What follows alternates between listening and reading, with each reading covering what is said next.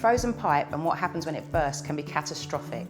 So let me show you how to prevent them from freezing and, more importantly, what to do if you find yourself faced with a leak or a flood.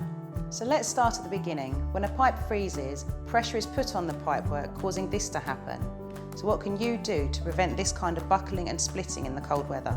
Firstly, look for the warning signs, such as your central heating making a gurgling sound, your boiler won't switch on, the taps produce little or no water, the sinks clog, or the toilet flushes slowly.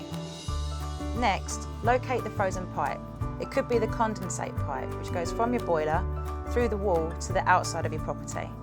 Now, to clear the blockage, use hot but never boiling water.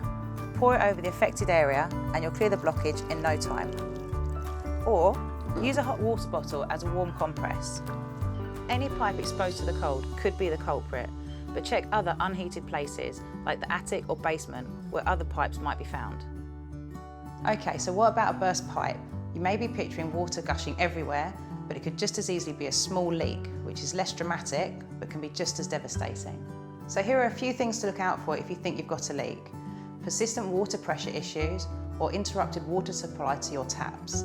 Water marks or patches appearing on the walls and ceilings, bulging on the walls or ceilings, or damp patches could be appearing on the floor. And so, finally, let's deal with a leak or a flood. 1. Find out where your stopcock is and turn off your water supply. Turn off your central heating too. 2. Turn on all your taps and drain the system and make sure there's no water in the pipes. Turn the power off at the mains and be aware of any appliances that may have been affected by water. Make sure they're switched off, dried out and checked by a qualified electrician. And finally, the clean-up.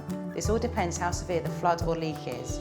If you can do it yourself, make sure you've documented any damaged items that you're going to claim for. If it's more critical, you may need to wait for an insurance adjuster, but in the meantime, move any undamaged furniture away from the area.